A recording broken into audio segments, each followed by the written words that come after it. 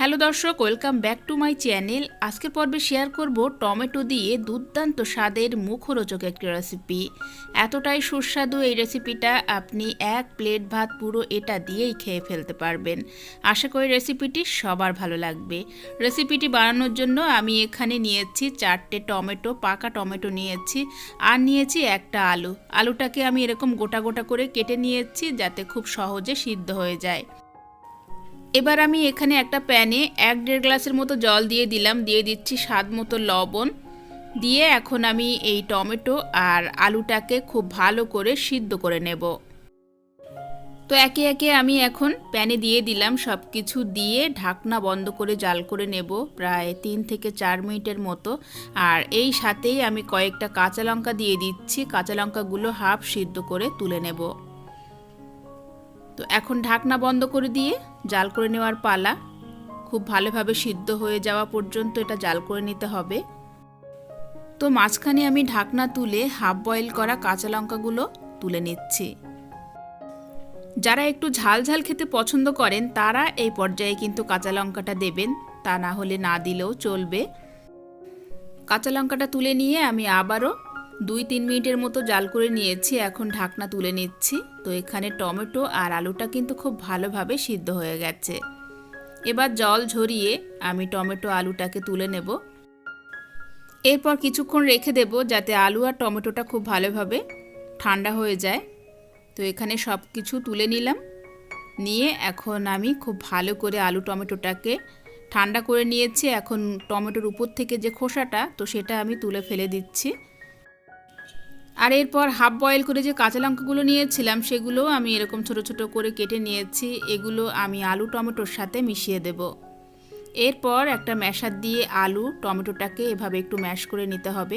খুব ভালোভাবে করতে হবে এই কাজটা, যাতে আলু আর টমেটোটা খুব ভালোভাবে মিশে যায়। তো আমি এখানে যেভাবে সব কিছু একসাথে খুব ভালো করে মিশিয়ে নিলাম, আপনারাও ঠিক এভাবে নিয়ে নেবেন, তাহলে এটা খেতে খুব টেস্টি হবে। এরপর আমরা চলে যাব পরবর্তী স্টেপে। আমি একটা প্যানে দিয়ে দিলাম 1 টেবিল চামচ পরিমাণ সরিষার তেল। এরপর দিয়ে দিচ্ছি শুকনো লঙ্কা, গোটা শুকনো লঙ্কা দিয়ে দিলাম। আর শুকনো লঙ্কাগুলো দেওয়ার সময় অবশ্যই সামান্য একটু ফাটিয়ে দেবেন। এরপর আমি বেশ কিছুটা রসুন কুচি দিয়ে দিলাম, দিয়ে দিচ্ছি অর্ধেক পেঁয়াজ কুচি। রসুনটা একটু বেশি পরিমাণে দেবেন, তাহলে খুব সুন্দর একটা ফ্লেভার আসবে। এবার পেঁয়াজ, রসুন আর শুকনো লঙ্কা একসাথে বেশ কিছুক্ষণ ধরে ভেজে নেব, যতক্ষণ না একটা ব্রাউন কালার চলে আসে। তো 1-1.5 মিনিট ধরে ভালো করে ভেজে নিয়েছি, খুব সুন্দর একটা গন্ধ বেরিয়েছে। এই পর্যায়ে খুবই সামান্য পরিমাণ দিয়ে দিলাম একটু হলুদ, না দিলেও চলবে। এরপর আমি যে টমেটো আলুটা ম্যাশ করে রেখেছিলাম সেটা দিয়ে দিলাম, দিয়ে এখন লো টু মিডিয়ামে রেখে এটা একটু সময় ধরে জাল করে নিতে হবে, যতক্ষণ না টমেটোর জলটা শুকিয়ে যায়। তো ভাজা পেঁয়াজ রসুনের সাথে আমি খুব ভালো করে একসাথে মিশিয়ে নিলাম। এই পর্যায়ে দিয়ে দিচ্ছি স্বাদ মতো লবণ।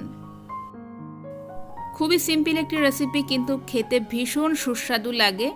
যেহেতু শীত চলে যাচ্ছে আর সামনে আসছে গরম, তো গরমের সময় টমেটোর এই ভর্তাটা খেতে কিন্তু দুর্দান্ত লাগে। সবশেষে আমি এখানে কিছুটা ধনিয়া পাতা কুচি দিয়ে দিলাম। আর নামানোর আগে দিয়ে দিচ্ছি সামান্য একটু কাঁচা সরিষার তেল। সরিষার তেলটা এই পর্যায়ে দিয়ে দেখবেন, এটা ভীষণ সুস্বাদু হয়। তো এখানে টমেটো থেকে যে এক্সট্রা জল বেরিয়েছিল, তো সেটা খুব ভালোভাবে শুকিয়ে গেছে, বেশ মাখো মাখো একটা পর্যায়ে চলে এসেছে। খুব ভালোভাবে সব কিছু আমি মিশিয়ে নিয়েছি, দেখেই বুঝতে পাচ্ছেন কালারটা কতটা সুস্বাদু হতে পারে। এবার এই আলু ও টমেটো চোখাটাকে আমি একটা সার্ভিং বোলে নামিয়ে নিলাম। এবার হচ্ছে গরম গরম পরিবেশনের পালা। আপনি গরম ভাত, রুটি, পরোটা কিংবা লুচির সাথে জমিয়ে পরিবেশন করতে পারেন। আশা করি ভীষণ সুস্বাদু টমেটো ও আলু চোখার এই রেসিপিটা আপনাদের সবার খুব পছন্দ হয়েছে।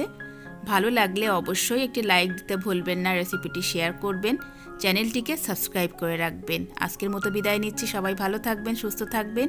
ফিরে আসছি আগামীকাল নতুন রেসিপি নিয়ে। আল্লাহ হাফেজ।